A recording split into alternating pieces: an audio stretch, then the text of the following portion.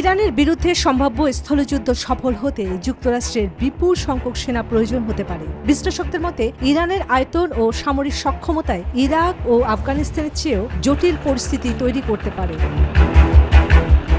ইরানের ভৌগোলিক অবস্থান, পর্বতময় অঞ্চল এবং শক্তিশালী প্রতিরক্ষা ব্যবস্থা স্থলযুদ্ধকে অত্যন্ত কঠিন করে তুলবে। দেশটির সামরিক বাহিনী ছাড়াও বিপুল সংখ্যক রিজার্ভ ফোর্স এবং আধা সামরিক গোষ্ঠী রয়েছে, যারা যুক্তরাষ্ট্রকে বেকায়দায় ফেলতে পারে।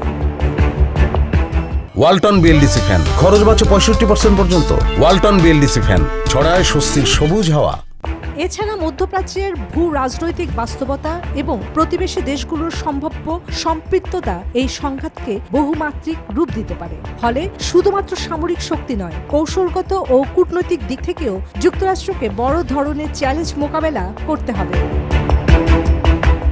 তবে এখনো পর্যন্ত যুক্তরাষ্ট্রের পক্ষ থেকে ইরানে সরাসরি স্থলযুদ্ধের কোনো আনুষ্ঠানিক পরিকল্পনার কথা জানানো হয়নি। পরিস্থিতি পর্যবেক্ষণ করে পরবর্তী সিদ্ধান্ত নেওয়া হবে বলে জানিয়েছে সংশ্লিষ্ট মহল।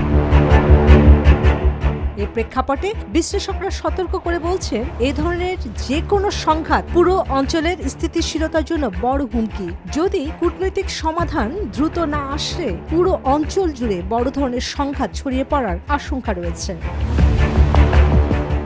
চন্দ্রানী চন্দ্রা, নিউজ 24।